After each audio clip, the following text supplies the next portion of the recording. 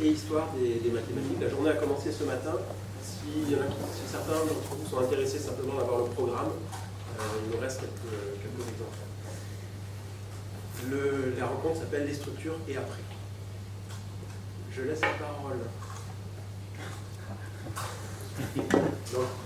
dans quelques secondes à Clémence Berger, que les mathématiciens d'ici connaissent bien puisqu'il est au laboratoire Dieudonné, que je présente à ceux qui ne le connaissent pas, pour un exposé qui s'intitule Isomorphie et équivalence sur l'évolution de la notion de structure mathématique au cours du XXe siècle. Merci.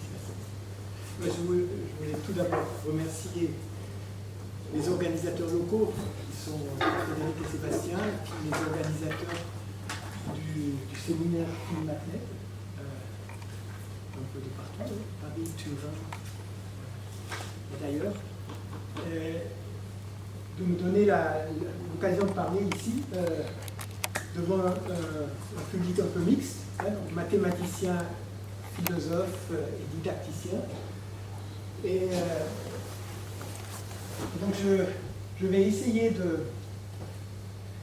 En fait, ce matin on a parlé du structuralisme et en particulier de la notion de structure mathématique. Quand on est mathématicien, praticien, on ne se pose pas trop de questions.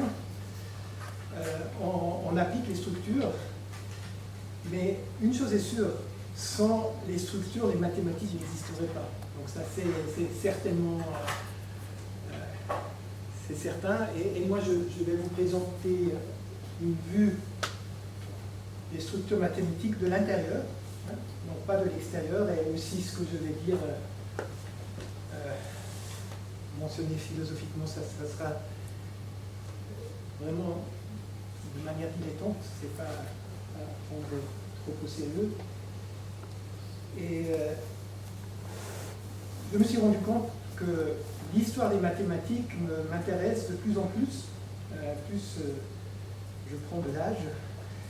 Et une chose qui est très importante, à mon avis, aussi pour les jeunes, pour ceux qui commencent à faire de la science, c'est de se rendre compte que les concepts mathématiques, comme les concepts physiques, tout concept scientifique a une histoire. Donc, ce concept a été inventé un jour, et puis après testé, et s'il était robuste, il a été adopté par la plupart des gens. Mais en tout cas, on oublie facilement que ce que nous semble naturel et familier aujourd'hui ne l'était pas il y a 100 ans.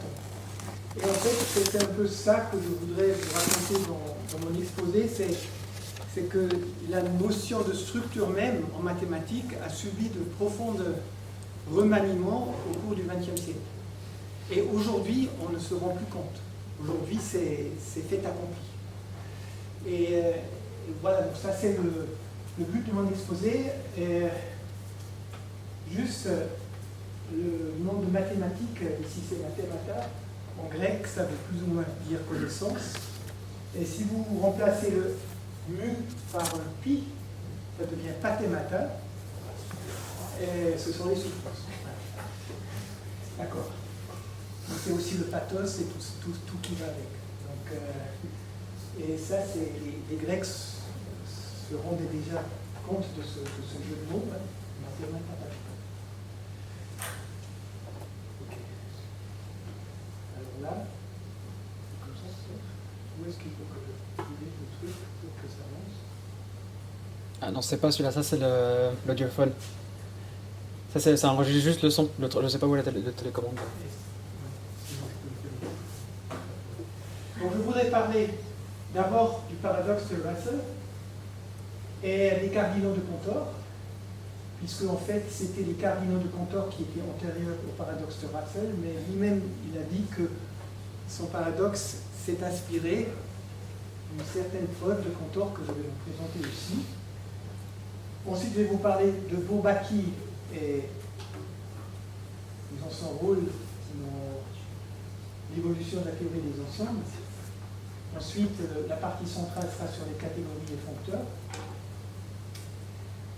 Comme application des catégories et foncteurs, je vais vous présenter une preuve du théorème du point fixe de Brouwer. Je vais un tout petit peu parler de l'intuitionnisme. Et ensuite, vers la fin, je vais parler de l'équivalence d'homotopie entre deux espaces et de relier ça à l'équivalence de catégories. Et puis, s'il me reste du temps, à la toute fin, je voudrais essayer une réponse tentative à la question de Fred. Les structures et après. Est-ce qu'il y a après un post-structuralisme? J'en sais trop bien, mais on va en parler. Voilà de quoi il s'agit dans le paradoxe de Russell. En fait, on peut l'énoncer ça de plusieurs manières. La manière la plus abstraite, c'est celle qui figure en fait dans les écrits de Russell. On prend X, un ensemble qui est fait de tous les ensembles Y qui ont la propriété qui ne se contiennent pas eux-mêmes. Y n'est pas un élément de Y. Alors ça, on dirait à première vue d'œil que c'est une définition implicite, mais si on essaie d'analyser un tout petit peu, alors on se pose la question, mais est-ce que X est élément de l'ensemble X, ou est-ce que X n'est pas élément de l'ensemble X? Alors on est embarrassé parce que si X est un élément de l'ensemble X, alors il devrait avoir la propriété de ne pas se contenir comme élément. Par contre, si X n'est pas un élément de X, ben, il devrait avoir la propriété qui caractérise les éléments de Y. Donc il devrait appartenir à X. Donc vous voyez, on peut pas répondre à la question. Mais il y a d'autres façons de décrire le même paradoxe. Par exemple, le barbier de Russell, c'était un barbier particulier, il ne rasait que les hommes qui ne se rasaient pas eux-mêmes. Et alors on peut se poser la question, mais est-ce qu'il s'est rasé lui-même ou pas? Et là, c'est pareil, on ne peut pas répondre à cette question, et c'est pareil aussi pour le Crétois, qui disait que tous les Crétois montaient. Alors, est-ce que lui, il y a vérité ou est-ce qu'il... Donc, c'est toujours le même principe, et c'est ça le paradoxe de Russell. Et évidemment, aujourd'hui, c'est nos étudiants qui seraient capables de faire ce genre d'erreur, mais si on pratique les mathématiques, on sait bien ce qui fait que ce paradoxe est possible. C'est parce que, en fait, on n'a pas fait la distinction de type entre un ensemble et ses éléments. Un ensemble et ses éléments, ce sont deux entités qui vivent dans des mondes différents. Et une fois que vous acceptez ce typage, le paradoxe, il s'en va tout seul. Et en fait, Russell lui-même, ça faisait partie de son programme, la théorie des types. Mais je ne vais pas rentrer dans ces détails, mais je voulais juste vous dire que ça, c'était comme une bombe à l'époque. Les gens C'était la première fois que quelqu'un mettait un point sur le fait que si vous voulez formuler un théorème en mathématiques, vous ne pouvez pas le faire n'importe comment. Le langage que vous utilisez joue un rôle absolument fondamental. Alors, quel est le lien avec Cantor? Donc Cantor, il a défini la notion de cardinalité, et c'est donc tel qu'il l'a défini, c'est deux ensembles x et y en même cardinalité, et évidemment aussi, on peut trouver une bijection entre les deux. Et le grand théorème de Cantor, qui aussi était une sorte de bombe quand il a formulé, c'est de dire que l'ensemble X et l'ensemble des parties de X, ce sont deux ensembles qui sont parfaitement définis, X, et l'ensemble des parties de X ben, ces deux ensembles n'ont pas la même cardinalité. Il n'y a pas de bijection entre les deux. Et en particulier, vous voyez, si x est fini, ça c'est quelque chose que tout le monde accepte parce que l'ensemble des parties d'un ensemble fini a le cardinal 2 puissance le cardinal de l'ensemble. Donc il est clair que n et 2 puissance n sont distincts. Et donc pour les ensembles finis, ça n'a aucune incidence en quelque sorte. Mais si vous prenez les entiers naturels et les nombres réels, alors là on peut assez facilement montrer que les nombres réels ont le même cardinal que l'ensemble des parties des nombres naturels. Et donc le théorème de Cantor vous dit que les nombres naturels, l'ensemble des nombres naturels et l'ensemble des nombres réels n'ont pas le même cardinal. Il n'y a pas de bijection entre les deux, bien que les deux ensembles soient infinis. Donc il y a dans le monde des ensembles infinis, il y a une hiérarchie. Il y a des infinis qui sont plus infinis que d'autres, en quelque sorte. Et ça, à l'époque, même les mathématiciens de renom n'y croyaient pas, pour des raisons théologiques ou philosophiques complètement extramathématiques. Et Cantor, tout au long de sa vie, il a eu beaucoup d'adversaires dans tous les camps, dans les matheux, dans les philosophes, dans les théologiens.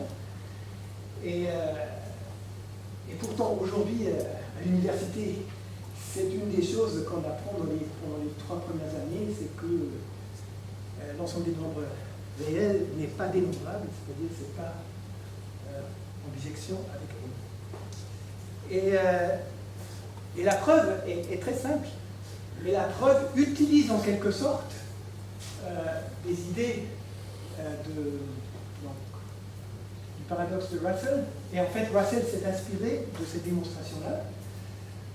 Alors, vous supposez qu'il y ait une application de x dans P de x, et en fait, vous montrez que cette application n'est pas surjective. Et si elle n'est pas surjective, elle ne peut pas être bijective. Alors, pourquoi elle n'est pas surjective? En fait, vous explicitez une partie de x qui n'est pas dans l'image de phi.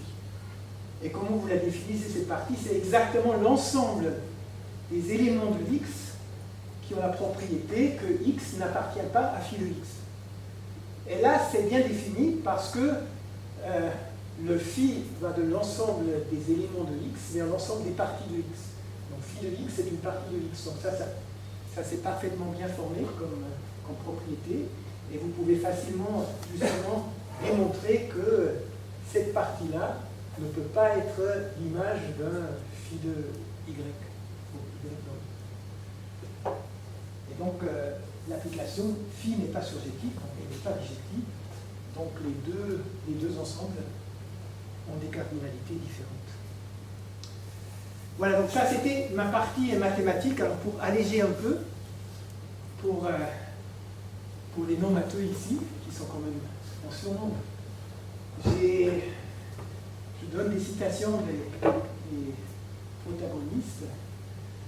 Alors, il y a une citation de Cantor, où justement il définit ce que c'est que la cardinalité d'un ensemble. C'est écrit en allemand pour ceux qui arrivent à lire, donc je vais traduire brièvement. Donc, la cardinalité d'un ensemble, donc nous appelons cardinalité d'un ensemble le concept général qui provient de l'ensemble en faisant de l'abstraction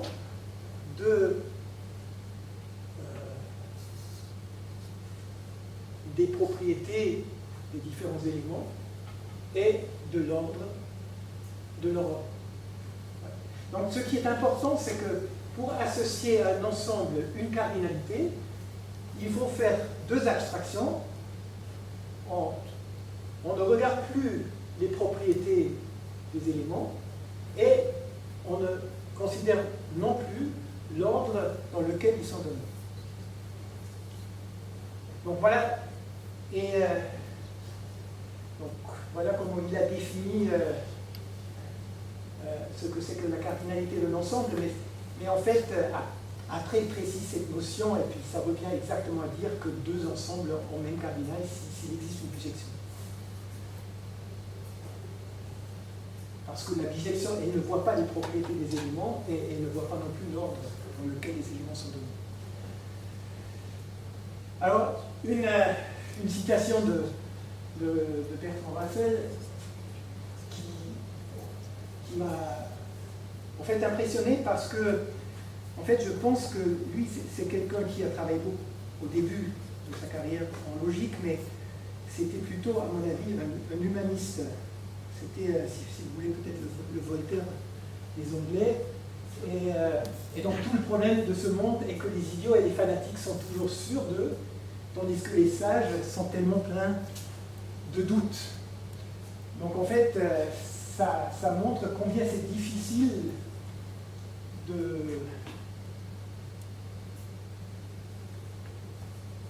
faire valoir une idée même si elle est correcte.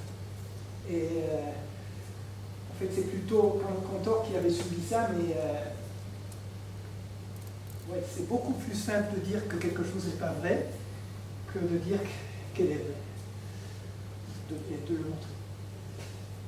Alors, juste pour illustrer combien la découverte de Russell était bouleversante à l'époque, au début du XXe siècle, une citation de Frege, dont il était question ce matin. Ça, c'était dans un des premiers livres qu'il a écrit, aussi sur les principes des mathématiques. Donc il écrit: pour un écrivain scientifique, il est peu d'infortune pire que de voir l'une des fondations de son travail s'effondrer alors que celui-ci s'achève. C'est dans cette situation inconfortable que m'a mis une lettre de Bertrand Russell alors que le présent volume allait paraître. Donc c'est pour vous dire que c'était, même pour quelqu'un comme Frege, c'était absolument bouleversant la découverte de l'antinomie de Russell.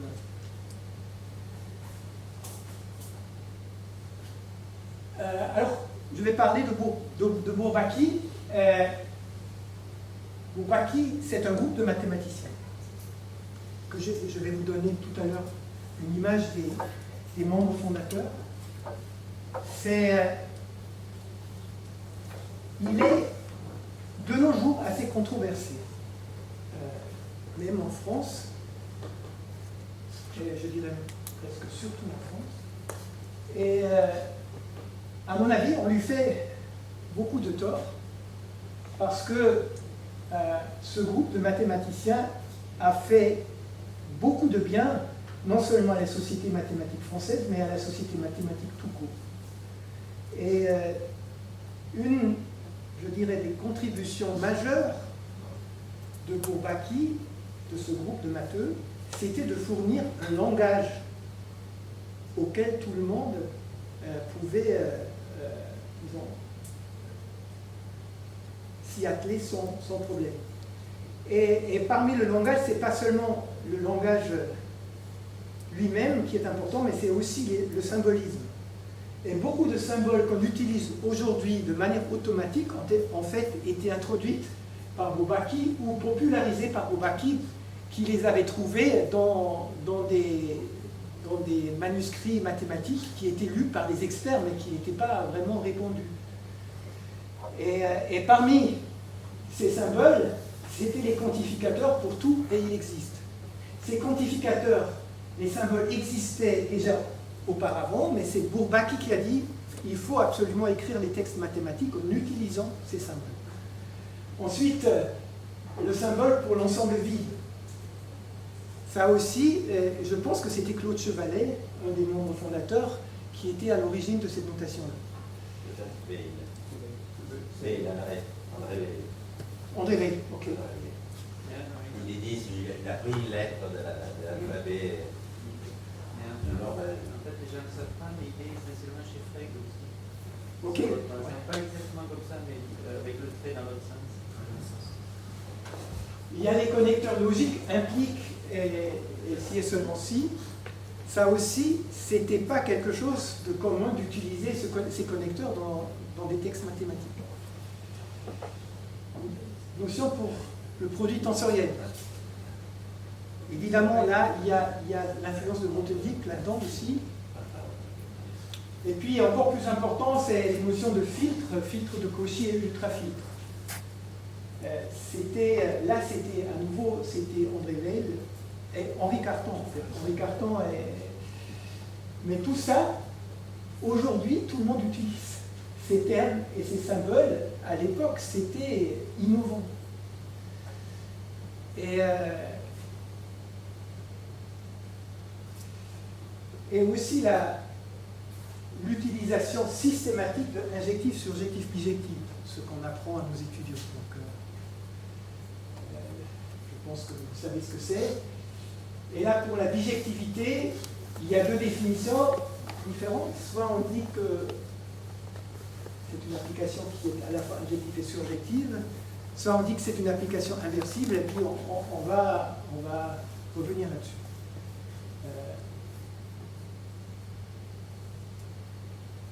Donc là, vous avez une image des membres fondateurs de Bourbaki. Au milieu, là, le plus grand, c'est Jean-Alexandre Dieudonné, qui était ici à Nice depuis la fondation de la faculté des sciences. Et donc il y a Henri Cartan, de gauche il y a André Weil, il y a Claude Chevalet, Mondlebrot. Donc il y a. Mais depuis, la liste s'est beaucoup agrandie. Et donc c'est, à mon avis,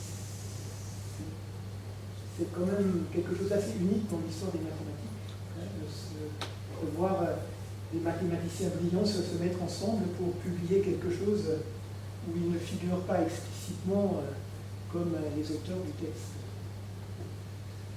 Et puisque je vais pas, donc Grothendieck était aussi un membre du groupe Bourbaki, pas dès le début, mais il a rejoint le groupe Bourbaki.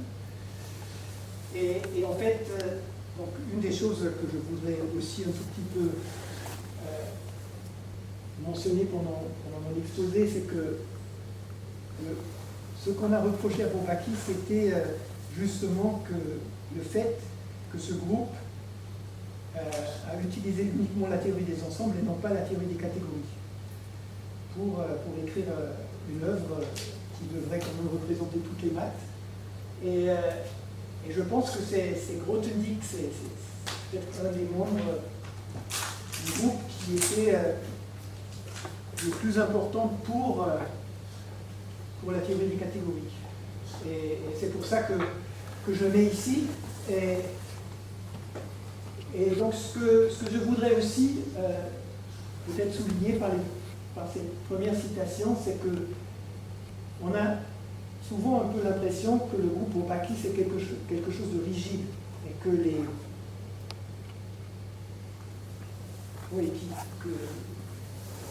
pour reprendre peut-être un terme de ce matin, presque un peu arrogant, entre guillemets, c'est comme ça qu'il faut le faire et pas autrement. Mais ce n'est pas le cas, en fait, je pense. Et je pense vraiment que la motivation première, c'était d'écrire quelque chose qui peut servir de base pour tout le monde. Et donc je lis, en résumé, nous croyons que la mathématique est destinée à survivre et qu'on ne verra jamais les parties essentielles de ce majestueux édifice s'écrouler du fait d'une contradiction soudain manifestée. Mais nous ne prétendons pas que cette opinion repose sur autre chose que sur l'expérience. C'est peu, diront certains, mais voilà 25 siècles que les mathématiciens ont l'habitude de corriger leurs propres erreurs et d'en voir leur propre science enrichie, non appauvrie. Cela leur donne le droit d'envisager leur avenir avec sérénité. Donc ça, c'est tiré de l'édition 1970. Et puis, une citation de Grothendieck dans Récolte et Semailles. Donc c'est quelque chose que Grothendieck a écrit après qu'il ait déjà quitté le monde de la recherche en mathématiques. Mon identification à ce milieu a été très forte.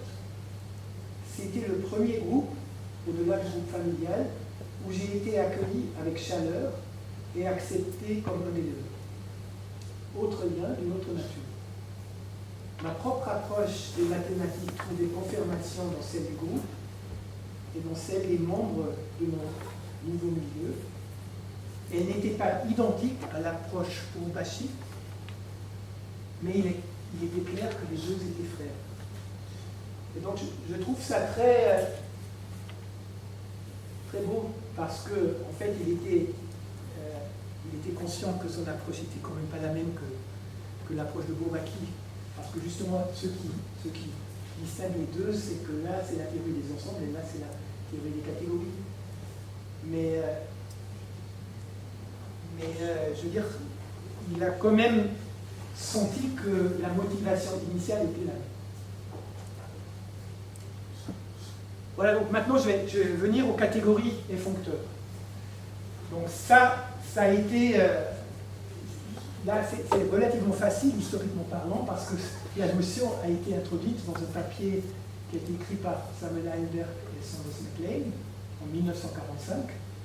Je pense que les idées circulaient déjà, donc ce n'est pas complètement nouveau, mais ça a été formulé là pour la première fois. Et donc, une catégorie, c'est donné par une classe d'objets. Et c'est très important de maintenir une distinction entre la notion d'ensemble et la notion de classe. Donc, on a vu que la notion d'ensemble, de tous les ensembles, ça comportait des antinomies. Et donc, ce qu'on a tout simplement fait, c'est qu'on a fait la distinction entre classe et ensemble. Et on a le droit de parler de la classe de tous les ensembles. En faisant attention à ne pas, disons, formuler des propositions qui mènent aux contradictions. Alors, on se donne une classe d'objets, et en plus, pour deux objets donnés, on se donne un ensemble de morphismes. Donc, entre A et B. C'est, pour les ensembles, c'est des applications, mais vous pouvez prendre des groupes, c'est des homomorphismes, ou des espaces, c'est des applications continues. Donc, selon la structure interne des objets, la définition des morphismes est différente. Mais ce qui est important, c'est qu'on dispose d'un ensemble. Donc sur l'ensemble des morphismes de A vers B, on peut faire tout ce qu'on a envie de faire avec des ensembles. Donc là, il n'y a pas de restriction comme pour les classes. Ensuite, il y a essentiellement deux données supplémentaires. Chaque ensemble de morphismes de même source et but possède une identité. Donc le morphisme identité est absolument fondamental, il faut le garder. Et après, on a une composition de morphismes. Donc s'il y a un morphisme de A vers B et un de B vers C, on peut en fabriquer un morphisme de A vers C. Et normalement, pour des raisons, donc je ne vais pas rentrer dans les détails, mais pour des raisons pratiques de notation, on inverse l'ordre quand on compose F avec G, on écrit G en F. C'est parce qu'on veut éventuellement évaluer cette composition en les éléments de A. Donc ça c'est la notion d'une catégorie. Donc, vous voyez, vous avez deux niveaux. Il y a le niveau des objets et le niveau des morphismes. Et ensuite vous avez un foncteur. Donc un foncteur, c'est, si vous voulez, c'est une fonction entre catégories, mais à nouveau, vous avez deux niveaux. Vous avez le niveau objet, donc un foncteur associé à un objet de C, un objet F de A de B. Et cette association doit satisfaire certaines propriétés. Un morphisme, donc en fait, d'abord, il faut aussi, au niveau des morphismes, que F applique un morphisme de A vers B sur un morphisme de F de A vers F de B. Et il y a deux propriétés, deux actions qui doivent être satisfaites. F applique l'identité de l'objet de A sur l'identité de l'objet de F de A. et F applique une composition de deux morphismes sur la composition des images. Donc, souvent on représente les morphismes par des flèches. Là, vous avez dans la catégorie C deux morphismes qui se composent. Et le foncteur F associe à ce diagramme celui-ci. F de F va de F de A vers F de B, F de G va de F de B vers F de C. Et là, vous voyez, là, vous composez dans la catégorie D, tandis que là, vous prenez l'image de la composition dans C. Donc ça doit être I. Donc ça, c'est le foncteur. Alors là, à nouveau, pour alléger un tout petit peu, deux citations. Alors, c'est pour un tout petit peu cerner les motivations. En fait, les deux, Heisenberg et MacLane, sont des mathématiciens de renom, et ce n'est pas la théorie des catégories qui les a rendus célèbres. Donc, ça, c'est un peu accidentel dans leur carrière mathématique, mais c'est d'autant plus intéressant de voir ce qui les a motivés pour élaborer ces théories. Donc, peut-être je vais juste lire en anglais. In a meta-mathematical sense, our theory provides concepts applicable to all branches of abstract mathematics, and so contributes to the current trend towards uniform treatment of different mathematical disciplines. Donc, unification. In particular, it provides opportunities for the comparison of constructions and of isomorphisms comparing different branches of mathematics. In this way, et ça c'est moi qui l'ai mis en italique, in this way it may occasionally suggest new results by analogy. Donc, les deux mots clés sont unification et analogie. C'est la même structure peut apparaître sous différents habiliments, vêtements. Puis après, this may be considered as a continuation of the Klein-Erlanger program in the sense that a geometrical space with its group of transformations is generalized to a category with its algebra of mappings. Donc, ils font le parallèle entre le programme d'Erlangen, initié par Klein, qui voulait en gros avoir une vue d'ensemble des structures géométriques qui existent en faisant l'étude des symétries d'objets géométriques. Et là, ils disent, mais les catégories, c'est la même chose. En fait, pour comprendre une structure, ce qu'il faut comprendre, c'est les morphismes entre les objets structurés.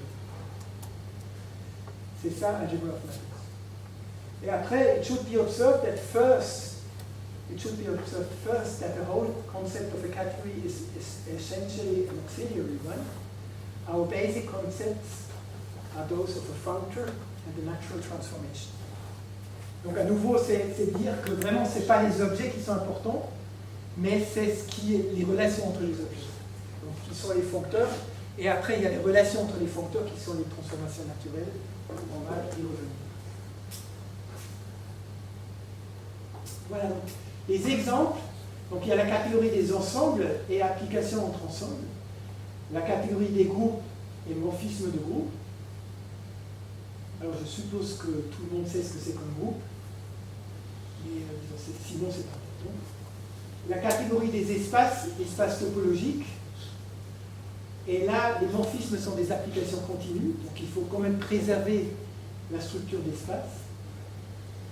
Et après, une autre catégorie qui est très intéressante et très importante, c'est la catégorie des anneaux et des morphismes d'anneaux. Et là, ce que je voudrais, ce qui est important, c'est que, donc là, vous avez deux concepts, vous avez les objets structurés, plus ou moins, et les morphismes entre objets. Alors maintenant, puisqu'on a les morphismes et on les considère comme des entités en leur propre droit, on peut maintenant essayer de spécifier des propriétés particulières pour ces morphismes. Et effectivement, on a fait ça. Donc on parle de monomorphisme si en fait, donc F est un monomorphisme si la composition avec F est injective. Donc ça c'est une définition, et pour les ensembles vous pouvez vérifier que c'est exactement la même chose que être injectif. Donc, être injectif, ça veut aussi dire que si vous composez deux applications avec une application injective, en fait que la composition est injective. Maintenant, et je pense que ça c'est une des contributions de Grothendieck, on peut définir ce que c'est qu'un épimorphisme. Donc épimorphisme, vous voyez, il y a un changement de langue entre le latin et le grec. Donc on a application, latin, morphisme grec. Monomorphisme grec, injectif, latin, et surjectif latin et épimorphisme grec. C'est vraiment, c'est des traductions. Et nous, on a la chance d'avoir deux langues à notre disposition. Donc c'est juste une traduction. Mais, en fait, la traduction, ce qui est important, c'est que les épimorphismes tels qui sont définis ici ne sont pas du tout définis à l'aide de l'idée de la surjection. Il n'y a pas de quantificateur existentiel dans ces définitions. Un épimorphisme est défini par la propriété que la précomposition est injective. Et ça, c'était là, à mon avis, je pense que c'est Grothendieck qui a vu ça. En tout cas, c'est dans les... Il y a plein dans les SGA, il y a des endroits où il y a en fait, un éventail de différentes notions d'épimorphisme, mais là, la notion basique, c'est celle-ci. Donc, un morphisme est un épimorphisme si la précomposition est injective. Et, à nouveau, vous pouvez vérifier que pour les ensembles, ça ne change rien. Un épimorphisme entre ensembles, c'est une application surjective. Mais ça, c'est très particulier aux ensembles. Ce n'est pas du tout, en général, le cas. Et là, un isomorphisme, c'est la notion de morphisme inversible. Un isomorphisme, c'est un morphisme pour lequel il existe un inverse. Et là, c'est ce qu'on apprend à nos étudiants. Une bijection entre ensembles, c'est la même chose que l'application inversible. Et ça aussi, il faut faire attention, c'est pas vrai pour toutes les structures. Par exemple, si vous prenez deux espaces topologiques, un isomorphisme, normalement on l'appelle l'homéomorphisme. Un homéomorphisme d'espace, c'est plus qu'une application bijective continue entre deux espaces. Il faut que les deux sens soient continus, et ça, c'est pas donné, et ça, c'est une façon de distinguer un peu les structures topologiques des structures algébriques, par exemple. Parce que pour les structures algébriques, l'isomorphisme, ça veut toujours dire, c'est toujours équivalent à alors, donc voilà, donc, un mono, c'est un morphisme injectif dans toutes les catégories que j'ai données, hein, les ensembles, les groupes, les espaces, les anneaux. Mais un épimorphisme, c'est un morphisme surjectif juste dans la catégorie des ensembles et dans la catégorie. C'est-à-dire que c'est équivalent à ça, juste dans ces deux catégories. Tandis que si vous êtes dans les espaces, ce qui se passe, c'est que l'inclusion des rationnels dans le réel est un épimorphisme. Et ça, c'est une traduction du fait que c'est dans ce nombre. Et dans les anneaux, l'inclusion de Z dans les rationnels est aussi un épimorphisme. Et ça, c'est une traduction du fait que Q est ce qu'on appelle le corps des fractions de Z. Et donc, vous voyez, c'est dans cette notion d'épimorphisme catégoriel, là, vous voyez un phénomène d'analogie. Vous vous dites, là, c'est intéressant que là, la densité et le fait que c'est le corps des fractions deux fois s'exprimer par le fait que c'est un épimorphisme. Et vous voyez une autre chose, ça c'est aussi un monomorphisme. Ça c'est aussi un monomorphisme. Donc ce sont des morphismes qui sont à la fois des monomorphismes et des épimorphismes, mais ce ne sont pas des isomorphismes. Donc en général, il n'y a pas, identification entre isomorphisme et un morphisme qui est à la fois un monomorphisme et un épimorphisme. Ça, c'est aussi quelque chose qu'il faut apprendre. Mais ces choses-là, donc les morphismes dont les anneaux sont des monomorphismes et les épimorphismes, c'est extrêmement important pour la géométrie algébrique. Ce sont des foncteurs de localisation. Et ces localisations, c'est extrêmement important, donc c'est quelque chose qu'il ne faut pas négliger. Ce que je veux dire, ce n'est pas simplement quelque chose d'accidentel, c'est quelque chose d'important. Voilà, les exemples de foncteurs.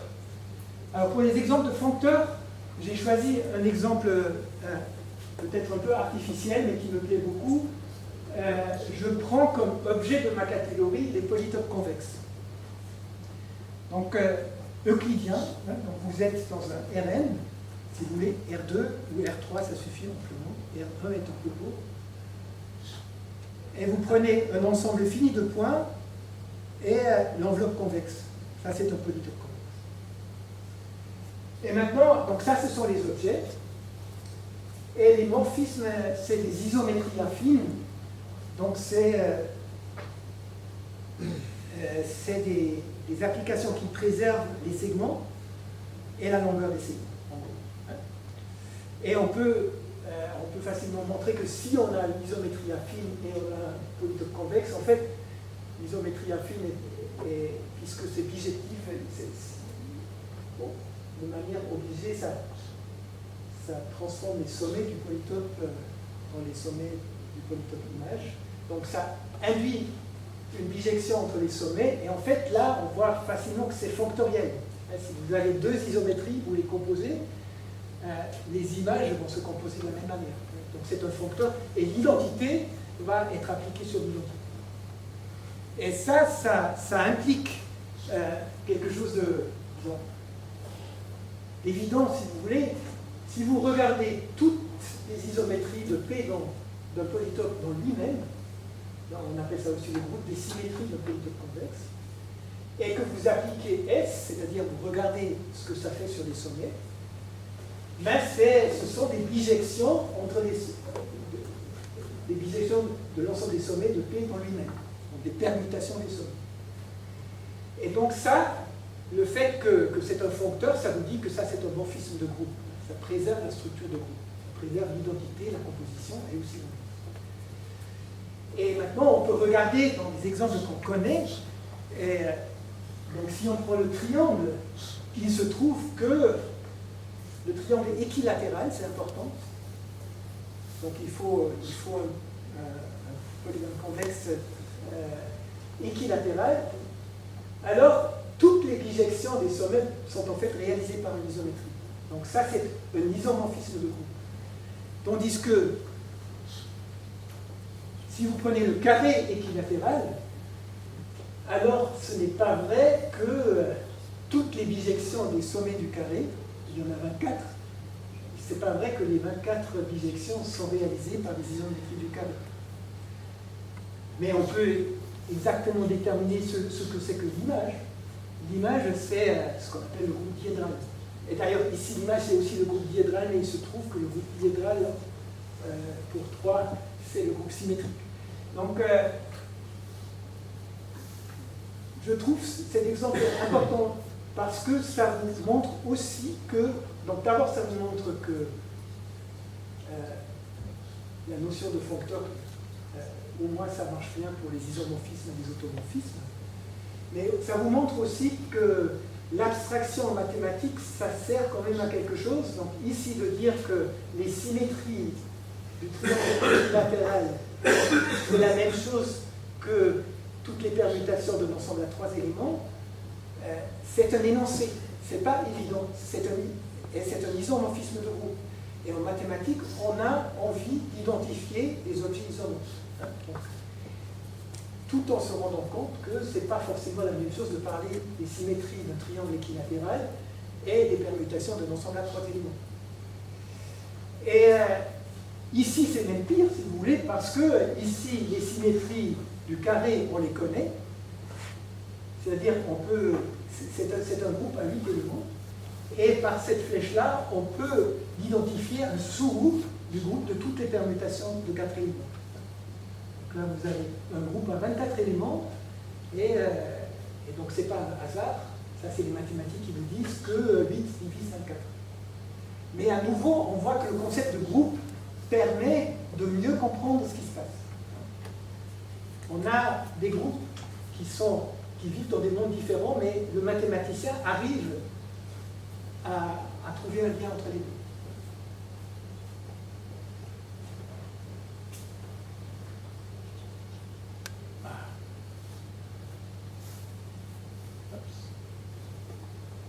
Voilà. Donc, je voudrais maintenant vous donner le théorème, la preuve d'un théorème qui est assez connu.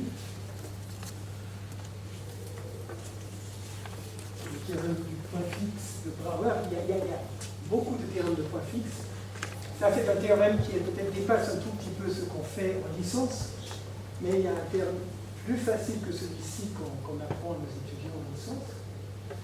Et le théorème, c'est que si vous avez une fonction continue du disque dans lui-même, alors il admet un point fixe.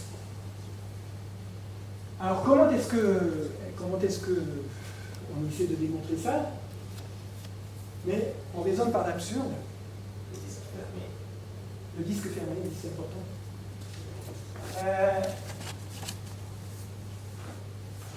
On dit, mais supposons qu'on ait trouvé une fonction qui n'avait pas de point fixe. Voilà, donc là j'ai mon x, j'ai mon f de x, je trace la droite et je regarde où elle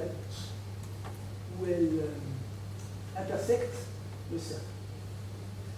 Ça c'est mon f majuscule de x. Et donc tout ce qu'il faut, en fait, donc, si on suppose que f minuscule n'admet pas de point fixe, cette droite existe, et donc ce point, il est uniquement déterminé.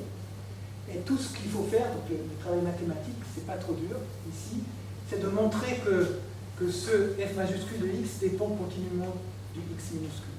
Mais une fois qu'on a ça, on a une application f majuscule qui applique n'importe quel point du disque fermé sur un point du bord du disque, du cercle.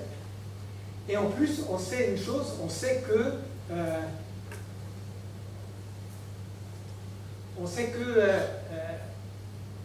si vous partez d'un point qui est déjà sur le bord, eh ben, la droite, elle va s'intersecter dans le même point, donc l'application f majuscule, elle laisse fixe le bord. Donc vous avez une application du disque tout entier qui applique le disque tout entier sur le bord et qui, si vous restreignez l'application sur le bord, c'est l'identité. Et ça, en fait, c'est impossible. Alors pourquoi c'est impossible? Et là, en fait, j'ai sauté une page, je vais revenir maintenant. Ça, c'est impossible, et ça, c'est impossible.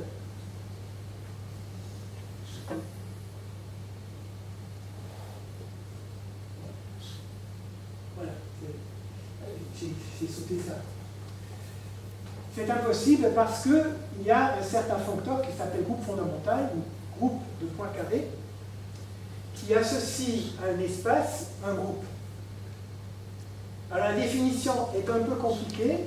Donc en gros, c'est que alors, les étoiles, ça veut dire que vous distinguez un point de l'espace, et là, vous distinguez un point du cercle, et vous regardez uniquement les applications continues qui appliquent le point distingué sur le point distingué. Donc en gros, vous avez votre espace X, et là, l'application continue, c'est un lacet sur X qui commence à étoile et qui finit à étoile. Et vous pouvez, donc, vous prenez l'ensemble de toutes ces applications continues et vous dites que deux lacets sur X sont équivalents si on peut déformer l'un dans l'autre. Donc vous quotientez par la relation d'homotopie. Donc je vais reparler de la notion d'homotopie.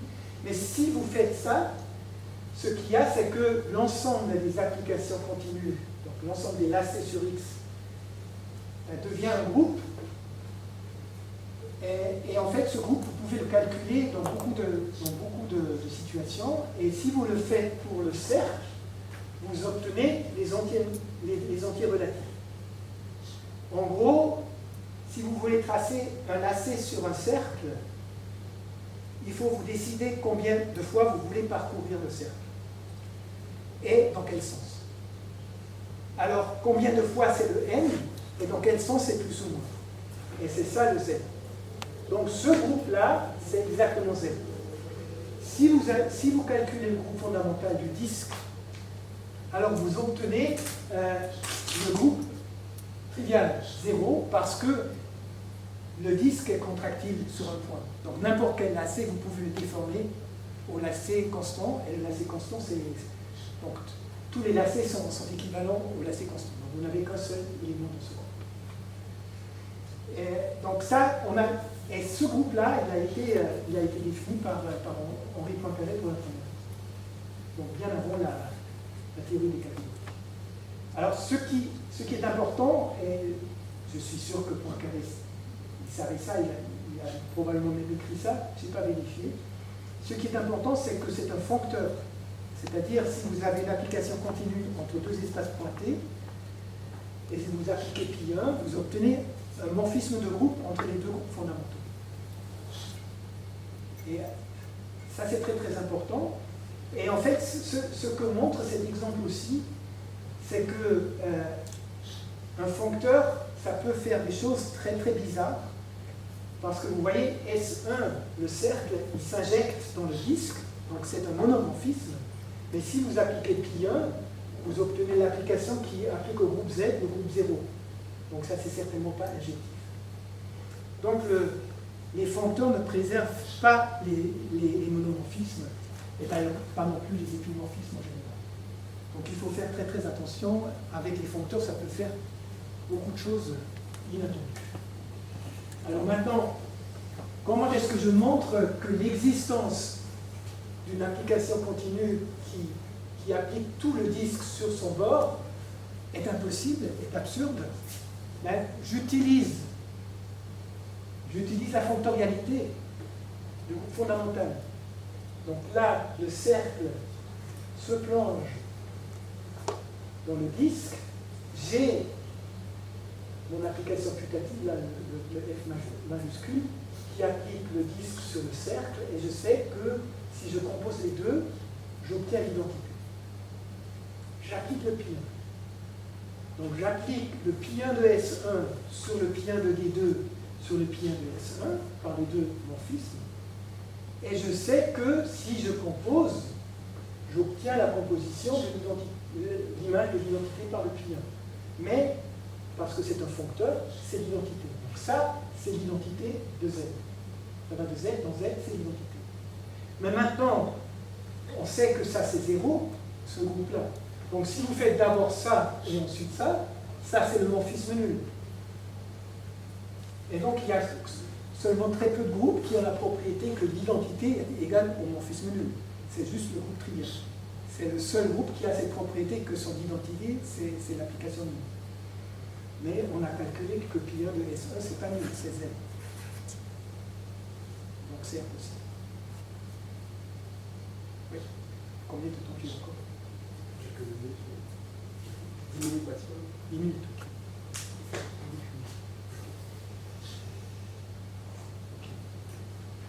Donc voilà la preuve du théorème de Fick. Alors, ce que je voulais juste dire, c'est que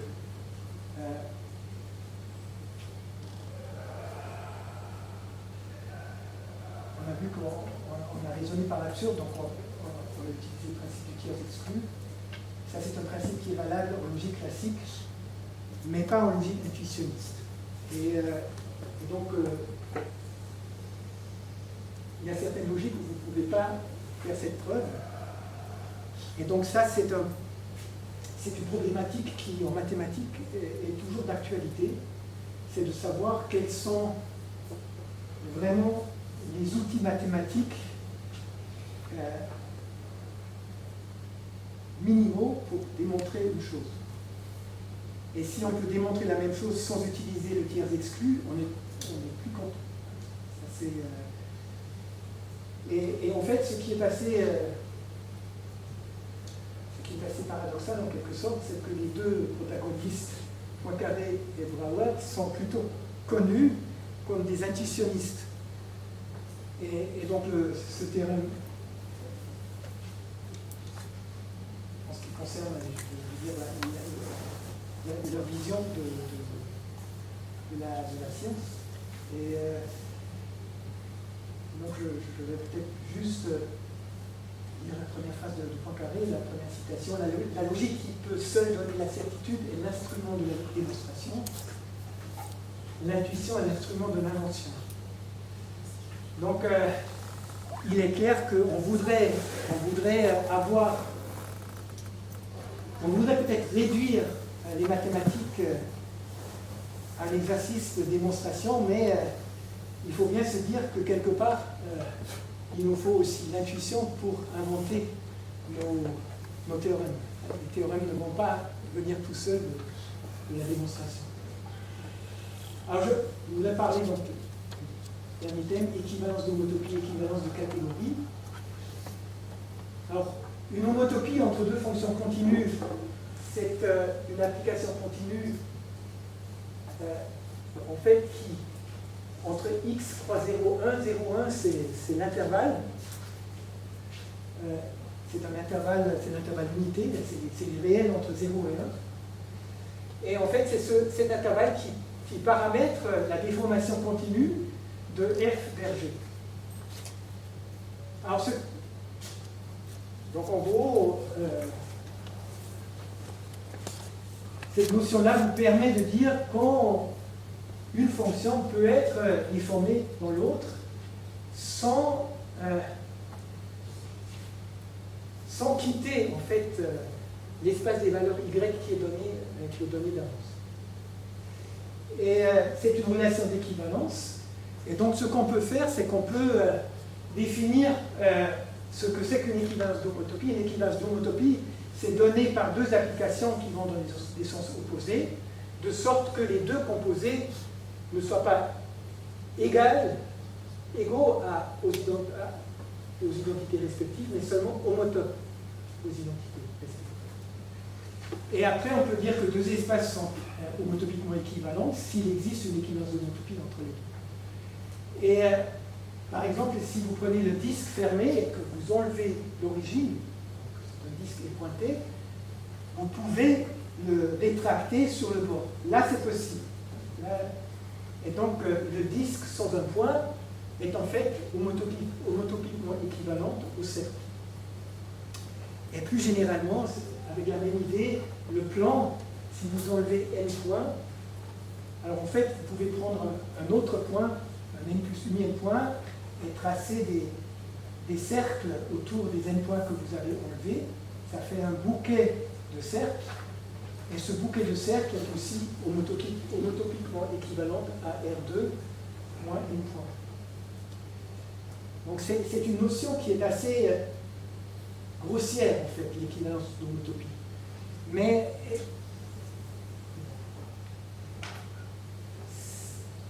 c'est ça qui permet en fait de discrétiser en quelque sorte le monde continu. Mais c'est un procédé très difficile et encore aujourd'hui, on ne sait pas donner la liste des classes d'homotopie d'application entre deux sphères, si la différence des dimensions est assez importante. Donc ça c'est pour un topologue algébriste, trouver ça serait le Graal. Mais c'est hors atteinte, c'est un peu comme la distribution des nombres premiers, c'est quelque chose de très très difficile. Alors il y a une notion équivalente, ou disons analogue pour les foncteurs. Si vous avez deux foncteurs, vous pouvez dire que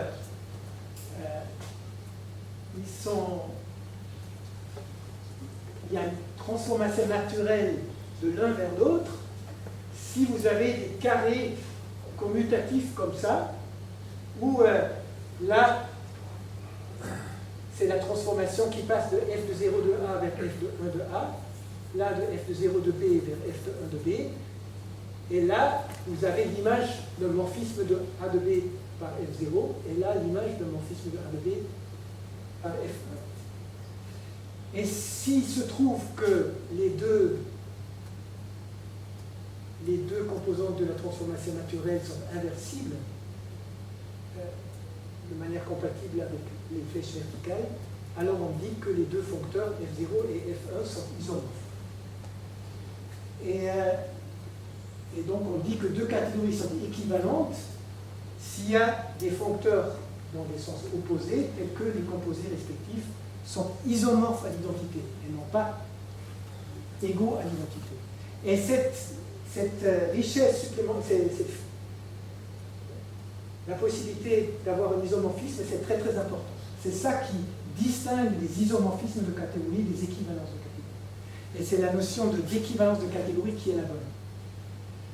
Alors, on peut aussi le reformuler de manière même plus proche de la topologie en disant que la transformation naturelle entre deux foncteurs, c'est la donnée d'un foncteur de C croix 1 vers D. Et ce 1, c'est une très petite catégorie, c'est une catégorie qui n'a que deux objets et un morphisme entre les deux, plus les identités ici. Et c'est strictement équivalent. Alors c'est la notion d'équivalence de catégorie qui est la bonne, et c'est ce qu'il faut voir, la différence entre équivalence de catégorie et isomorphisme de catégorie, c'est qu'une équivalence de catégorie ne produit pas une bijection entre les objets de C et de D. Par contre, une équivalence produit une bijection entre les classes d'isomorphie d'objets de C et les classes d'isomorphie d'objets de D. En fait, on se permet de dire que, justement, ce n'est pas très important de gérer les objets isomorphes de manière très précise.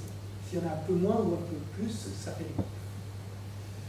Alors, je ne vais pas parler de ça, je n'ai pas le temps. Je voudrais juste peut-être faire la conclusion pour le « et après ». Alors, le langage des catégories permet, à mon avis, un traitement dynamique des objets structurés, c'est-à-dire dans le sens que ce n'est pas la constitution des objets qui est importante, mais c'est les morphismes entre deux objets structurés qui préservent la structure, qui est la notion importante. Et dans cette optique, les foncteurs, en fait, formalisent des constructions qui modifient une structure. Et ça, c'est quelque chose qui, toujours, le mathématicien, s'il a une structure, ce qu'il aimerait bien, c'est classifier toutes les manifestations de cette structure. Et une façon de le faire, c'est, en fait, de modifier la structure. Mais de manière dirais-je, intelligente. C'est-à-dire de sorte qu'il ne perd pas trop d'informations. Et c'est exactement les foncteurs qui font ça. Et la notion d'équivalence de catégorie identifie des structures qui sont peut-être pas tout à fait identiques, mais qui ont une expressivité similaire, dans le sens que on peut trouver une équivalence de catégorie. Et alors le « et après », alors peut-être, ça c'est un peu provocateur peut-être, à la fin. Mais peut-être, juste, ouais. Aujourd'hui, les mathématiques, je pense qu'il y a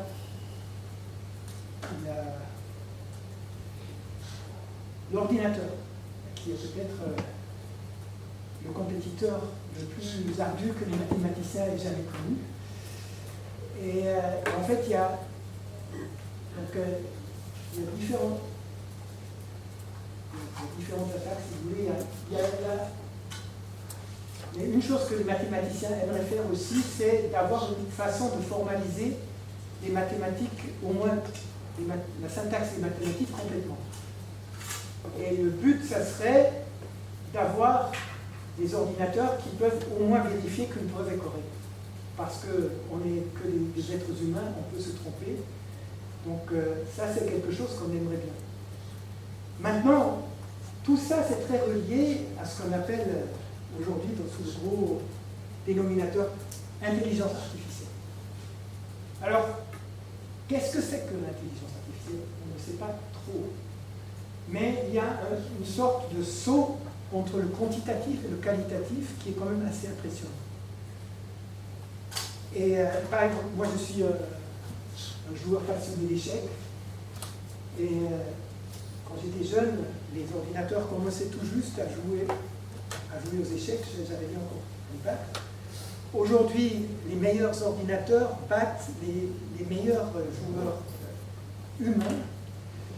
Et un programme qui m'a fait beaucoup d'impression, c'est ce qu'on appelle AlphaZero, c'était en 2017. C'est un programme à qui on a juste appris à jouer des règles, en gros. Ensuite, il a joué contre lui-même des dizaines de millions de parties. Et il s'est amélioré lui-même. Et en fait, on peut voir qu'en l'espace de 4 jours, il avait découvert toutes les ouvertures que les joueurs d'échecs jouaient pendant des générations, en 4 heures et demie. Et il a battu les autres programmes qui étaient programmés où on leur donnait les stratégies et tout ça. Ce programme autodidacte, je dirais, a battu tous les autres programmes. Donc ça, pour moi, c'est très très impressionnant. Et ce qui est impressionnant aussi, c'est que les grands maîtres d'aujourd'hui, ils ont appris de ce programme, ils ont modifié leur jeu en fonction de ce programme. Donc aujourd'hui, ils jouent en fait de manière plus risquée qu'avant, qu'il y a 50 ans encore, parce que justement, c'est ce programme-là qui leur a montré que en fait, le risque n'est pas si énorme que ça. Voilà, donc ça, c'est la question pour le. Est-ce que dans tout ça, est-ce qu'il y a encore quelque chose qu'on pourrait appeler structure? Et enfin, où est la place qui reste pour notre créativité, notre inventivité?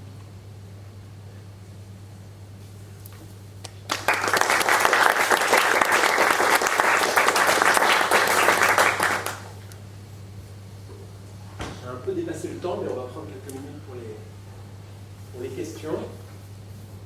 Une question par rapport aux citations de Bourbaki du début de la première citation du début de la conférence, que moi j'y vois une provocation, de dire que dans la solidité des mathématiques, il n'y a rien d'autre qui nous permet de nous en assurer que l'expérience.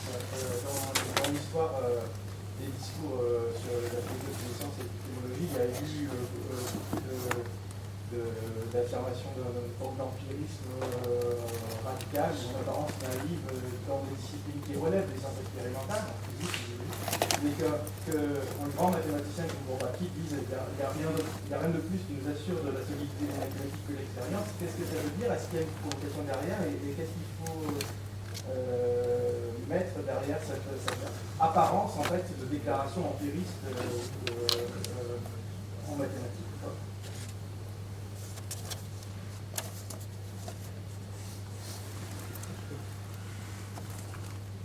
Disons, je dirais peut-être, c'est quand même, ça ne va pas jusqu'à un positivisme absolu qui se base seulement sur l'expérience. Mais c'est plutôt, pour moi, c'est plutôt un signe, je veux dire, c'est certainement un antiplatonisme. Donc c'est certainement la volonté de fonder un système comme les mathématiques plutôt sur ses applications que sur une substance innée. Et donc, et cette approche-là, elle permettrait d'inclure dans l'édifice des mathématiques des erreurs commises dans des générations antérieures. Tandis que si on part du principe que l'édifice des mathématiques c'est quelque chose d'immuable, alors on pourrait dire mais comment se fait-il que que les gens n'aient pas vu que c'est erroné ou que c'est pas la bonne façon de le faire. Donc en fait, je pense plutôt que ça, peut-être ça diminue la valeur de la science en général, mais ça augmente la valeur de l'être humain.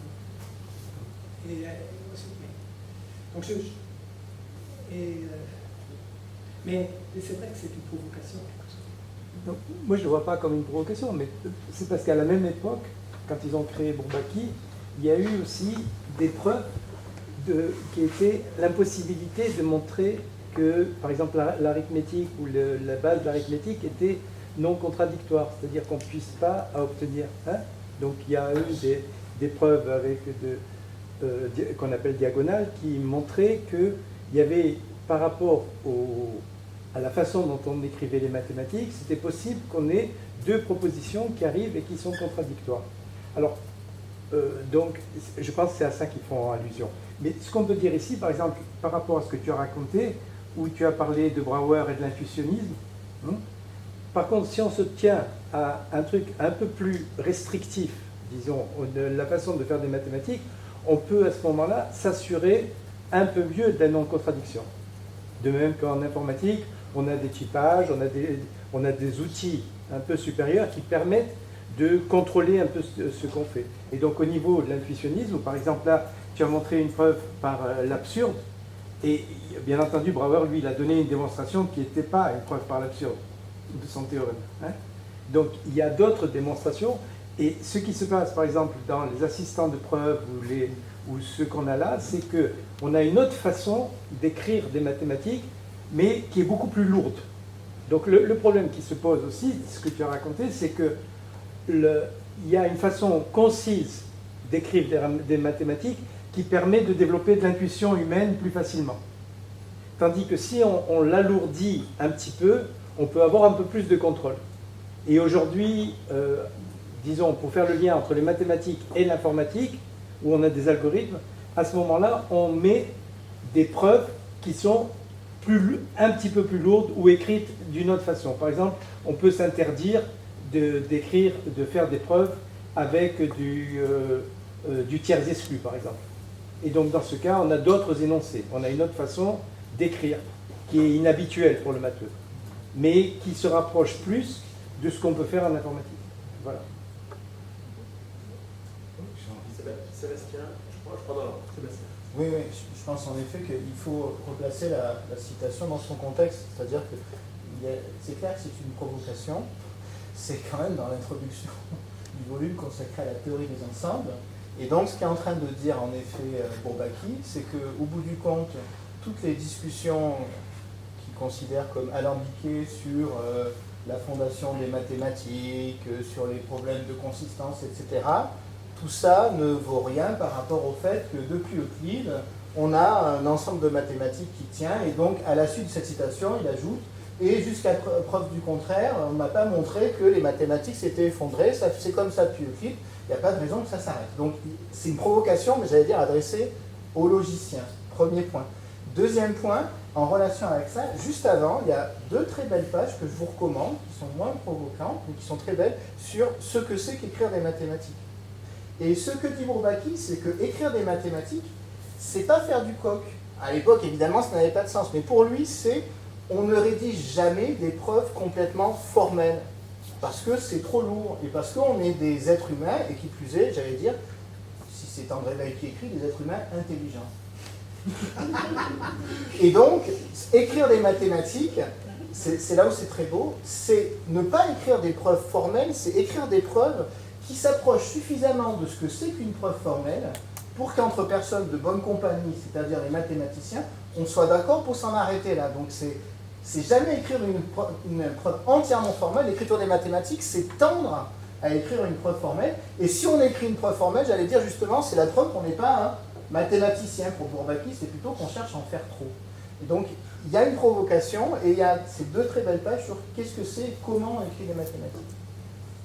Bon, il est à peu près d'accord. Tout à fait.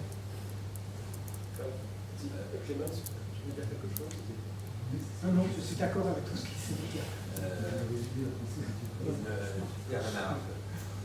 Sur les langages, les catégories, par exemple, je crois que l'esprit de l'exposé, non, permet par exemple, de distinguer entre isomorphisme. Ça, c'est un point essentiel. C'est la théorie, disons, bourbaschique typique, non? On ne peut pas. On sait que, par exemple, un espace vectoriel et son dual sont des espaces isomorphes. Et le double dual, c'est encore isomorphe. Et on s'arrête là. Pas possible. Bon, il est possible de dire qu'il y a une différence dans le sens que l'isomorphisme n'est pas, disons, indépendant du choix d'une base. Mais avec les catégories, la notion d'isomorphisme naturel ou canonique, ça devient parfaitement clair et une notion très profonde. Et bon, il y a l'isomorphisme canonique ou naturel s'il y a une transformation naturelle avec les facteurs dynamiques. Donc, comme toujours, il est possible de, disons, de spécifier les propriétés, disons, par exemple, de l'isomorphisme dans une théorie et pas dans une théorie. Ça veut dire que la première théorie est plus riche. Donc, à mon avis, on peut vraiment dire, avec disons, l'exemple de l'isomorphisme naturel ou canonique, que la théorie des catégories est plus riche que la catégorie sexuelle. Ouais.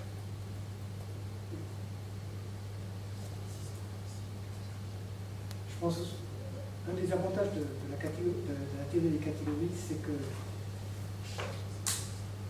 ça permet de mieux cerner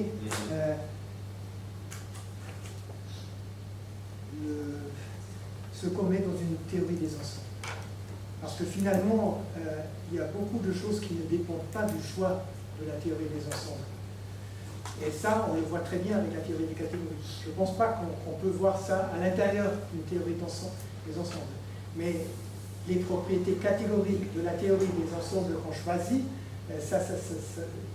on peut les énumérer. Et justement, un des grands théoriciens des catégories du XXe siècle, c'est Lévir. Lui, il voulait caractériser la catégorie des ensembles axiomatiquement. Il voulait savoir quels sont les axiomes, et il a trouvé une liste, je pense, de 11 axiomes qui doivent être satisfaits par une catégorie des ensembles. Et ce qui est assez beau, c'est que si on enlève 4 axiomes, je pense que si on ne garde que 7, on obtient plus ou moins l'axiomatique pour ce qu'on appelle un topos. Et un topos, ça a été introduit par Grothendieck pour généraliser ce que c'est qu'un espace. Donc, on peut en quelque sorte dire que la catégorie des ensembles, c'est vraiment quelque chose comme la catégorie des espaces, mais simplement avec des axiomes plus restrictifs qu'on rajoute. Il y a une technologie par terre. Oui, et c'est ça, je pense que ça montre un tout petit peu le relatif je dirais, et c'est pareil, évidemment nous ne savons pas plus que c'est qu'un espace que ce que c'est qu'un ensemble, mais en fait que les deux soient aussi proches axiomatiquement, ça c'était pas prévisible. Aussi le fait qu'on a une logique interne. Oui, donc, voilà. Ça, c'est. Oui. Pour ne pas trop dépasser sur le temps, une dernière question. Non, je veux juste ajouter par rapport à la remarque sur la provocation, c'est quand même que les 2500 ans d'expérience des maths, les maths sont toujours là, alors que toutes les autres sciences qui sont expérimentales, elles se modifient. La tectonique des plaques, avant les continents ne bougeaient pas, la génétique, toutes les autres. Mais les maths, non. Sinon, c'était que des erreurs, on reprend les concepts. C'est la seule science qui est comme ça dans l'histoire de l'humanité. Tu veux dire qu'on est un peu plus hypocrite non? On est un peu plus hypocrite. Je sais pas, mais c'était des résultats faux, sinon. C'était un changement. Non, c'était juste une private joke pour ça. Ça, c'est l'achat. La thèse. Les mathématiques, il n'y a pas d'histoire des erreurs en mathématiques. Ça. Oui. Il n'y a pas d'histoire périmée des mathématiques, c'est Bachelard, vous avez Bachelardien. C'est exactement ce qu'il dit, et comment la manière dont il distingue les mathématiques. C'est exactement ça. Je propose qu'on remercie encore Clémence.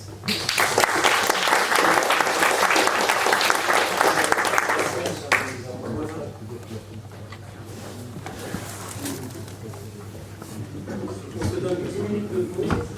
Mais c'est pas vrai.